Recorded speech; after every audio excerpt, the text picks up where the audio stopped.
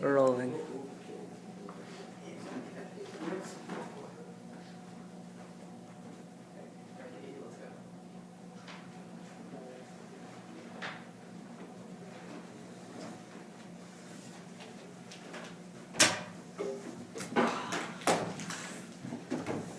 So how's everyone doing today? Pretty well. Yes. I found this book lying around. I just breezed through it. In your opinion, I read it too. To what extent did hemophilia lead to the downfall of the Russian Empire? Big question. It really demonstrates how one could hemophilia changed the course of history. Well, did it really? I think that the fate of the Russian Empire was written in the stars before Alexander gave birth. The Romanov dynasty was doomed to fail from the beginning, and the author of this book, from a biased standpoint, blamed the downfall of the dynasty on hemophilia, when in reality, there were many other factors that contributed to its destruction. I, on the other hand, I'm going to take the other side of the argument and side with the author. Personally, I believe that the case of hemophilia in the czars in this book was the reason... That's very rough. How do you pronounce? Tsarevich.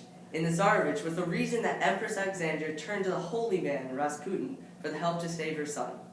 This led Rasputin to gain a foothold in the empire. When Nicholas left for the military headquarters, he was content to let Alexandra run the government while Rasputin urged her not to listen to the public and place incompetent leaders into important positions. If not for hemophilia, Rasputin would not be a name known in history, unless just as a crazy hypnotic fool claiming to be a man of God. He would never have gained power and sent autocracy into its end in Russia. Listening to the last two opinions, I'm not going to side with either, and instead, I'll put forward the proposition that the hemophilic son of Alexander did affect the end of the Russian monarchy, but instead of causing it, it rather accelerated the process of anti-absolutism that had been going on for multiple generations. Russians as a whole were no longer content with the current monarchy. Talks of revolution had started before Nicholas came to power. Rasputin and his relationship with Alexandra gave the revolutionaries a scapegoat to which they could hurl their insults and blame, as the German empress was no longer looked favorably upon.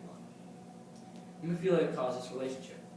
Lastly, when Alexis was called upon to take his father's place at the crown to save the monarchy in Russia and give the Russians a new young leader to rally upon, Nicholas refused to abdicate to his son, fearing for his safety, and instead gave the crown to his brother, who lost it within a day. The hemophilia of Alexis only sped up the destruction of the monarchy in Russia, as it was deteriorating from the start. This is ridiculous, that you're all content to blame the downfall of the dynasty that had been standing for over 300 years until the assassination of the imperial family. The accusation that the autocracy fell due to the illness of an heir that would never take the throne is idiotic. The author...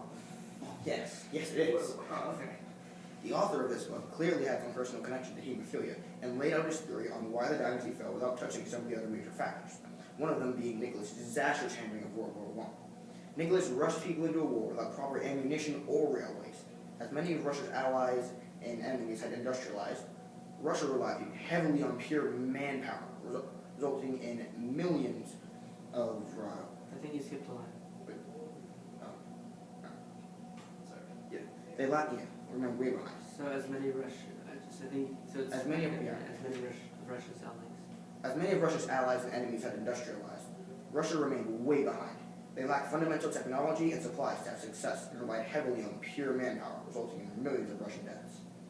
The Russian army had success early, but after funds from their allies ran out, many of Russia's soldiers turned against the monarchy. Not a better example being when reinforcements were sent to quell the revolutionaries in the capital, and when they arrived, the soldiers just joined the ranks of the revolutionaries.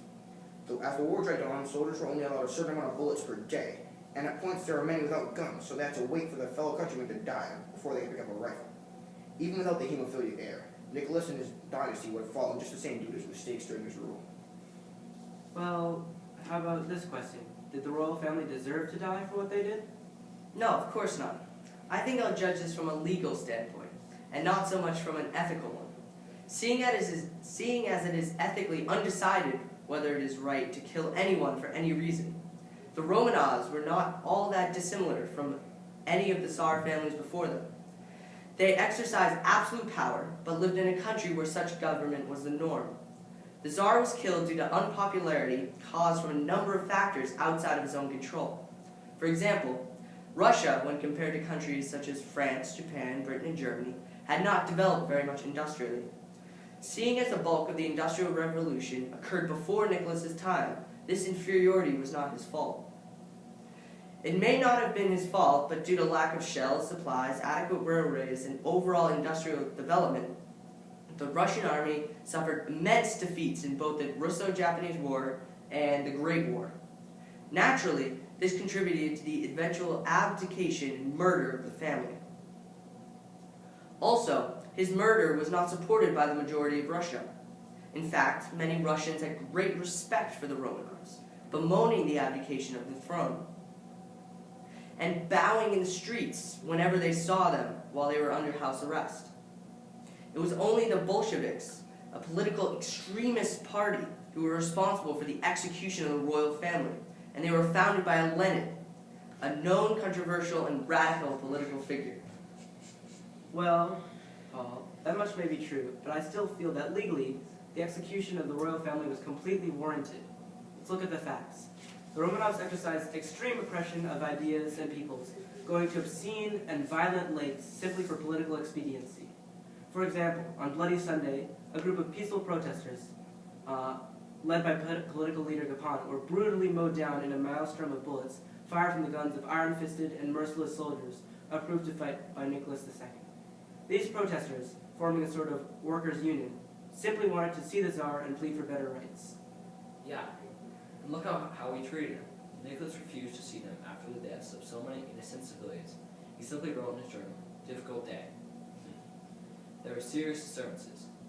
This quotation comes from Massey himself. Surely a man as heartless and selfish as this deserves death. And what more poetic justice it is, and just as the Tsar killed his people, later the people killed the Tsar. In summation, the Tsar's death, the Tsar family's death, although brutal, was completely deserved. Well, during his life, this great leader tried to lead his people to greatness. Throughout the Russo-Japanese War, he firmly supported the dominance of Russia. He had only one thought in his mind: the success of Russia. For Russia to succeed, they needed a year-round port on the Pacific front. As any leader would, Nicholas tried to negotiate with the Japanese. The Japanese, however, then attacked before a formal declaration of war. Once the Japanese attacked, Nicholas could not just stand by and watch, so he sent reinforcements and attacked. When the Russians lost their first confrontations with the Japanese, Nicholas could not admit to failure. He never lost confidence until the final defeat that the Russians could eventually win the war. A sign of a good leader is his confidence in his men.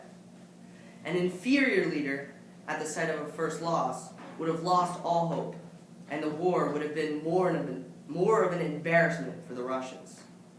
During the outbreak of the Great War, Nicholas showed his support by bringing himself and his son to the front lines. The act of putting himself at risk showed the men how dedicated to the cause he was. Bringing his pride and joy, his son, to the front lines as well shows to the soldiers and the others back home that the heir to the throne will be very well educated in worldly matters. Nicholas himself was very well educated by some of the most brilliant tutors in all of Russia. Wow, are you saying that Vorontsov really prepared Nicholas for the real world? He may have been brilliant, but he was a nationalist and a bigot. The failure of the Russo-Japanese War could have been avoided if Nicholas had not underestimated the Japanese monkeys. Wait, what is that? Like, does that go from the book? Yeah. Okay, let me try it. The failure of the Russo-Japanese War could have been avoided if Nicholas had not underestimated. Jesus Christ. The failure of the Russo-Japanese War could have been avoided if Nicholas had not underestimated the Japanese monkeys. Vorontsov taught Nicholas that Russians were superior to everyone else. He despised everyone who was not part of the Orthodox Church. A good leader has to understand his people to lead them. Also, Nicholas may have supported Russia in the effort, but he did not really understand what was needed to carry out the war. The train system was woefully underdeveloped, with large expanses needing to be covered by horse. Nicholas was more... Less. Less. Oh, okay. Nicholas was more of a lead. Oh, Nicholas was less a leader and more of a cheerleader. During all this as well, the German Kaiser was whispering in the ear of Nicholas and really twisting Russia's decisions into German favor. Nicholas was not strong enough to stand up for what was best for Russia. During the Great War, again, the train system let the Russians down. They could not maneuver their troops fast enough. You would think that a half-decent leader would learn from the mistakes which cost him a war and not allow that to be his Achilles' heel once again. Okay, guys, let's just relax here. I know that history can really incite your imaginations, but I believe that Nicholas was a mix of what you both said. Going into the Russo-Japanese War, it was very important to the Russians to gain a year-round port. They tried negotiating to no avail. It was actually a very good decision for Russia to try and gain the port. Though Kaiser was feeding him information, the Kaiser was more experienced and was a relative, so Nicholas could put some faith in his blood. The failure of trains in the Russo-Japanese War was only a part of the issue. The Russians really lost the war on water. Those lost naval battles were not the fault of Nicholas. Nicholas was thousands of miles away, and there was little he could do to affect the outcome of individual battles or the massacre of his navy, which basically ended the war. During the Great War, the Tsar was more of a moral support for his men. However, when he was on the front lines with his son, his political leadership slipped. In his absence, Rasputin gained more power and strengthened in his foothold in the inner circle of the imperial family. The lack of an efficient train system could not be completely blamed on the Tsar either. The Great War started very quickly, and there was little time to prepare. Nicholas may have been able to foresee the need for a better train system, however, for industrialization or just travel. Another problem which has been left untold is the need to continue tradition. The Great War was the first large industrialized confrontation. The Russians and Nicholas still believed in cavalry charges and general leading them to the front. The Russians lost many of their best fighting men by throwing them on horses and riding in front of machine guns. That is nowhere near what was finally needed to get by the advanced guns and tanks. The Russians also did not believe in artillery, which would play a large part in the war. That's not true. That's like not true. They did use artillery a lot. No, they didn't. Yes, they did. Like they had to ration because they had a limited amount of shells. But that doesn't mean they were against the idea of the use of artillery. Originally, they were though. Like No, they were against machine guns, but they weren't against artillery. Alright, you can chop that up. Okay. Sorry. Nicholas adapted very slowly to the storm array. He did not quickly rev up production of munitions because he did not prepare for the worst, a brutal 4-year war which it turned out to be. A good leader needs to find a balance between sticking to tradition and adapting to the situation. Alright, I have a question now. How did Rasputin affect Russian royalty? Affects an understatement. He might have well lost the war for the Russians. Sure, he was able to heal Alexis, but besides that, he was just a drunken fool. He spent his days drinking and sleeping with women who married or not didn't matter to him, and giving his blessings to gullible people. And worst of all, he would convince the Empress to constantly tell him Nicholas's accounts and battle formation for the war. He would have Alexander tell him everything the Russian army was doing, despite Nicholas's expressed concern to do exactly the opposite. If you wanted to, you could just blame the fall of the Russian royalty on him. Well, you can't exactly pin all this on Rasputin. There has to be some blame on Nicholas for letting his rule slip away simply because he was at war. The most effort he put into keeping the military plans and movements which he sent to Alexander private was asking that she not share the information with anyone else, knowing full well the influence Rasputin had on her. I mean, while Nicholas was on the front lines, Alexander practically ran all of Russia. And since Rasputin had such a big influence on her, it was really Rasputin running the government through Alexandra. Well, thank you for all your input today, but I still believe that I am right, everyone else is wrong. Bigot, you're starting to sound like Papadonostov's name. But your face looks like Papadonostev. Oh no! Oh no! We need That more was so people. bad. We need so many more people for that. We need to get like Joe and Steve. Moment of truth. Is it still rolling? Uh-oh. Oh, it's still going. Oh, we're good! Oh, 14 minutes.